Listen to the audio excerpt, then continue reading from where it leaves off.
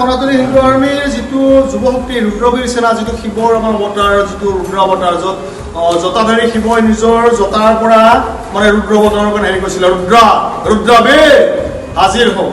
আজি ৰুদ্ৰবীৰ হাজিৰ হৈছে সনাতনী হিন্দু আৰ্মীৰ যুৱশক্তি আৰু এই নন্দী বাবাক ৰাতিপুৱা মানে খবৰ আছিলে আনগাঁও হালধিগুলিৰ কাষত এটা নন্দীক মানে বান্ধি থোৱা হৈছে, তাক মানে হত্যা কৰা হালাল কৰা ঈদৰ দিনত হালাল কৰাৰ মানে প্ৰয়াস কৰিছিলে। কিন্তু দুখৰ বিষয় এইখন চৰকাৰে বহুত কঠোৰ আইন প্ৰণয়ন কৰাৰ পিছত গুৱাহাটীৰ অলিয়ে গলিয়ে ৰাস্তাই পদূলিয়ে এনেকুৱা বহুত নন্দী আছে যিটো বস্তু আমাৰ চকুত আমি দেখা পাওঁ, যিটো বস্তু আমি গৈ লগ পাওঁ, আমি তাক যিমানখিনি পাৰোঁ একাগ্ৰতা আৰু আস্থা আৰু নিষ্ঠাসহকাৰে আমি কৰিবলৈ আমি চেষ্টা কৰোঁ।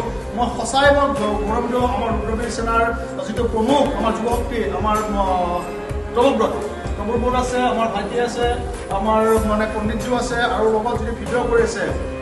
মই এটাই কথা কৈছিলোঁ প্ৰভু ভগৱানৰ ওচৰত, প্ৰভু ৰুদ্ৰবীৰ সেনা গৈ আছে, নন্দীক বচাব লাগে, নন্দীক ৰক্ষা কৰিব লাগে, বাকী বিচাৰ আপোনাৰ মই ভস্ম ধাৰণ কৰিছোঁ, আপোনাক মই ভস্ম তিলক লগাইছোঁ, বাকী বিচাৰ কিন্তু প্ৰভুৰ ইচ্ছা যিটো মই দেৱাদিদেৱ মহাদেৱ কাল ভৈৰৱ জয় মহাকাল বুলি আমি যাক কওঁ, সেই ভৈৰৱ বাবাৰ আশীৰ্বাদত আজি নন্দী আমি উদ্ধাৰ কৰি আজি গুৱাহাটী আনগাঁও মছলাত আমি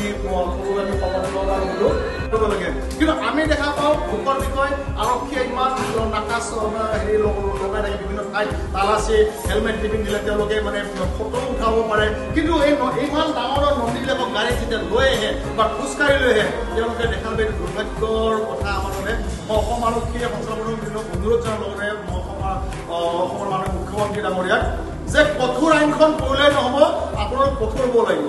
যদি আপোনালোকে নোৱাৰে, আমাৰ ৰুদ্ৰবীৰ সেনা আছে শিৱৰ অৱতাৰ যাক নন্দীক ৰক্ষা কৰিবলৈ প্ৰতিটো মুহূৰ্তত সাজু হৈ আছে। আমাৰ হাতত আপোনালোকে আইনগতভাৱে সকলো আপোনাক মানে অৰ্পণ কৰক। আমি যিমান পাৰোঁ নন্দী ৰক্ষা কৰিম, আমি চৰকাৰৰ এই কাম কৰিম। জয় শ্ৰীৰাম, জয় শ্ৰীৰাম, নন্দী বাবাকে জয় হো।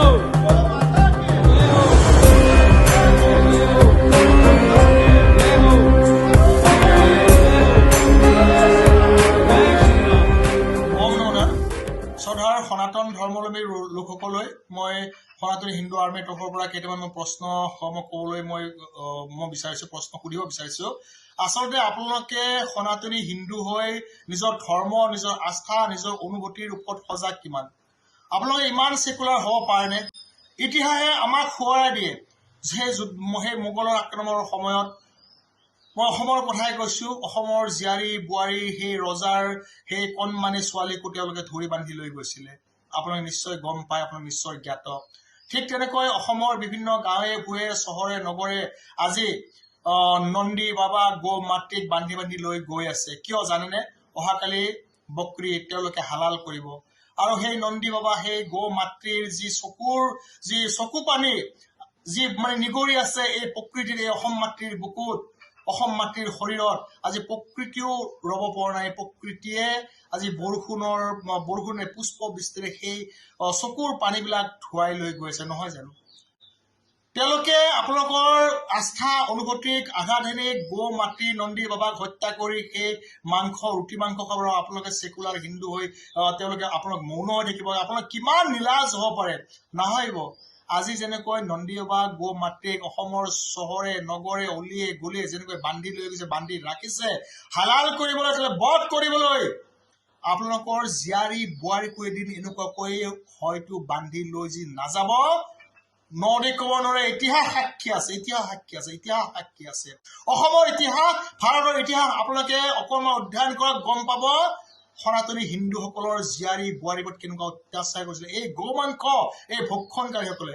মই এই চেগতে এটা কথা মই ক'বলৈ গৈছোঁ, সনাতনী হিন্দু আৰ্মীৰ যিটো যুৱশক্তি ৰুদ্ৰবীৰ সেনাৰ সহযোগত আৰু তৎপৰতাত, ৰুদ্ৰবীৰ সেনাৰ তৎপৰতাত আৰু অসম আৰক্ষীৰ ভৰলুমুখ আৰক্ষী থানাৰ ভাৰপ্ৰাপ্ত আৰক্ষী বিষয়াৰ সহযোগত গুৱাহাটী আঠগাঁও হালধি গলিৰ পৰা এটা নন্দী উদ্ধাৰ কৰিবলৈ সক্ষম হৈছোঁ। আমি সঁচাই সেইজন আৰক্ষী বিষয়ালৈ, সেইখন থানাৰ প্ৰতিজন আৰক্ষী বিষয়ালৈ মই শত সহস্ৰ কোটি মই প্ৰণিপাত জনাইছো, শত কোটি মই নমন জনাইছো। আৰু যিসকলে দেখিও নেদেখা ভাও জুৰিছে মই তেওঁলোকৰ বিনাশ মই কামনা কৰা। তেওঁলোকে শুধৰণি হওক, নিজৰ আস্থা নিজৰ অনুভূতিৰ বাবে আৰু ৰাষ্ট্ৰৰ বাবে তেওঁলোকে যিটো দায়িত্ব গ্ৰহণ কৰিছে সেই দায়িত্ব পালন কৰক, নহলে বিনাশ অনিবাৰ্য। যদি দেখিও নেদেখাৰ ভাও জুৰে বিনাশ অনিবাৰ্য যে হব নাহিব। আজি নন্দী বাবাক যেনেকৈ হত্যা কৰিব, কাইলৈ যেনেকুৱা গৌ মাতৃক হত্যা কৰিব, সেই তেজৰ চিকুৰা হয়তো সেই প্ৰকৃতিটো ধুৱাই লৈ যাব। কিন্তু আমি জীৱশ্ৰেষ্ঠ মানুহ হিচাপে আমি কিয় ৰখাব নোৱাৰো, আমি কিয় প্ৰতিৰোধ কৰিব নোৱাৰো? আজি প্ৰতিটো মুহূৰ্তত ভাৰতৰ গৃহমন্ত্ৰী অমিত শ্বাহ ডাঙৰীয়াও কৈছে যে বিজেপি চৰকাৰ আহিলে গো হত্যা বন্ধ হব।